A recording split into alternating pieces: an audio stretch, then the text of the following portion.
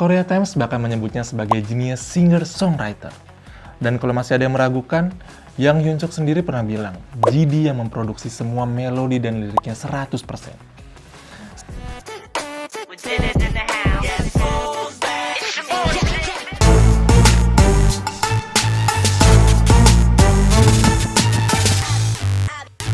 Welcome to Deep Corner. Banyak yang bisa jadi idol, tapi cuma satu yang disebut King of K-pop. Dan gelarnya bukan dikasih fandom, tapi oleh industri, brand global, bahkan pemerintah. Hari ini kita bedah kenapa G-Dragon bukan sekedar legend, tapi blueprint dari seluruh generasi K-pop. G-Dragon lahir pada 18 Agustus 1988, dan sejak kecil sudah bergerak di dunia yang bahkan orang dewasa pun belum tentu sanggup. Di usia 7 tahun, dia sudah tampil di TV bersama grup anak-anak Little Rura. Setelah grup itu bubar, di umur 8 tahun dia masuk SM Entertainment sebagai trainee yang dipilih langsung oleh Lee Soo-man. Meski SM besar, ada sesuatu dalam diri GD yang butuh ruang untuk bereksperimen. Akhirnya, di usia 12 tahun, GD pindah ke YG Entertainment dan menjadi trainee selama 6 tahun. Awal 2000-an, K-pop berjalan dengan sistem yang sangat kaku.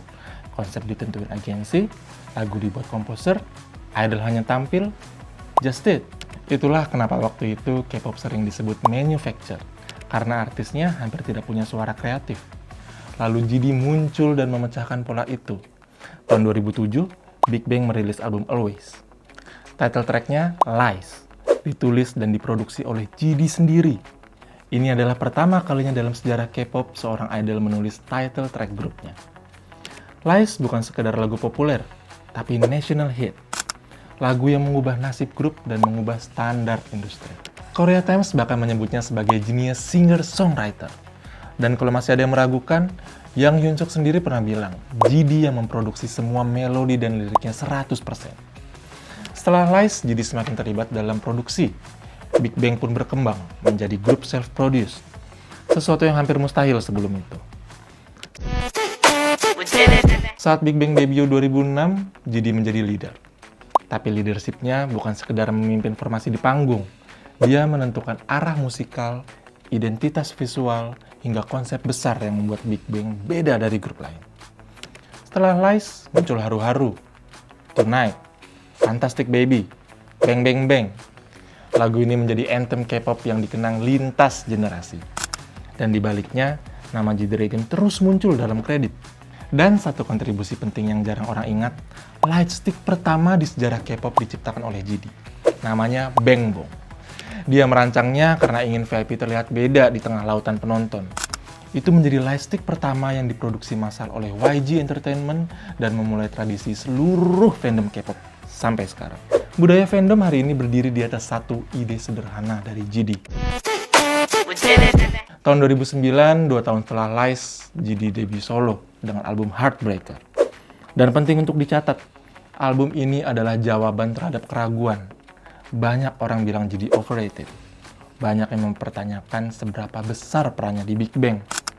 Heartbreaker membuat semua orang diam. Album itu menjadi salah satu male solo debut tersukses di masanya.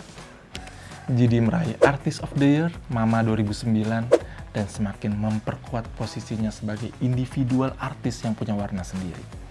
Tahun 2012, dia merilis One of a Kind. Lagu yang bukan hanya lagu, tapi deklarasi identitas. Saat artis lain hanya mempengaruhi musik, GD mempengaruhi budaya. Cara berpakaian, suara, attitude, visual, sampai gaya rambut. Semuanya jadi blueprint untuk generasi setelahnya. GD adalah sosok yang membuat fashion menjadi perpanjangan ekspresi artis. Dari rambut yang selalu berubah sesuai konsep, sampai airport fashion yang menjadi runway tak resmi industri K-pop. Apapun yang dia pakai selalu sold out. Itulah kenapa dia dijuluki Sold Out Man. Biasanya luxury brands seperti Chanel, Louis Vuitton, dan Givenchy memilih aktor Hollywood sebagai model elit internasional sebagai muse. Tapi GD adalah pengecualian. Dia dipilih langsung oleh Karl Lagerfeld, menjadikannya male Asian muse pertama untuk Chanel. GD duduk di front row Paris Haute Couture, menghadiri show-show eksklusif yang biasanya hanya untuk inner circle fashion dunia. Tahun 2016, JD meluncurkan brand fashion high-end, Peace-1. Ini bukan fan merch, tapi brand artistik dengan identitas kuat. Logo Daisy, konsep eksperimental, dan estetika khas JD membuatnya berdiri sejajar dengan brand fashion dunia. Kolaborasi Air Force One Paranoise menjadi bukti status globalnya. Nike mengizinkan dia memasukkan karakter Korea, estetika Peace-1, bahkan memodifikasi swoosh, sesuatu yang hampir tidak pernah diberikan kepada siapapun. Dan setiap rilisannya sold out secara global. Banyak idol besar mengatakan mereka terinspirasi oleh JD. Jungkook BTS, Bam Bam GOT7, Jay Park, Scoop17, dan banyak lagi menjadikannya panutan. Mnet bahkan menempatkan JD sebagai idol dengan masa depan paling menjanjikan. Disejajarkan dengan produser besar seperti JYP, Seo-taiji, dan Brave Brothers. Padahal dia masih sangat muda saat itu. JD bukan hanya memimpin satu generasi, dia mempengaruhi banyak generasi setelahnya.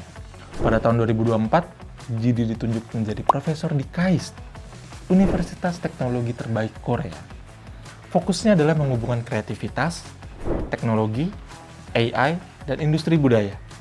Dia mengajar tentang leadership artistik, visi seni, dan masa depan entertainment teknologi. Di tengah World Tour Ubermensch 2025, G-Dragon menerima Okgwan Order of Cultural Merit pada 25 Oktober 2025. Penghargaan tingkat negara yang diberikan karena kontribusinya dalam menyebarkan budaya Korea ke dunia. Ini lebih dari penghargaan musik. Ini pengakuan bahwa dia bagian dari sejarah budaya nasional Korea. Cerita G-Dragon belum selesai. Bahkan setelah semua lagu, Fashion Revolution, dan 2 dekade pengaruh, babak berikutnya justru terlihat semakin besar. Tahun 2026 akan jadi 20 tahun Big Bang. 20 tahun sejak grup ini mengganti cara dunia melihat K-pop. Dan JD sudah menggoda bahwa sesuatu sedang disiapkan. Kalau G-Dragon bilang ada kejutan, Big Bang biasanya tidak datang kecil-kecilan. Kalian sudah siap? Sampai jumpa di Deep Corner selanjutnya, Yorobun!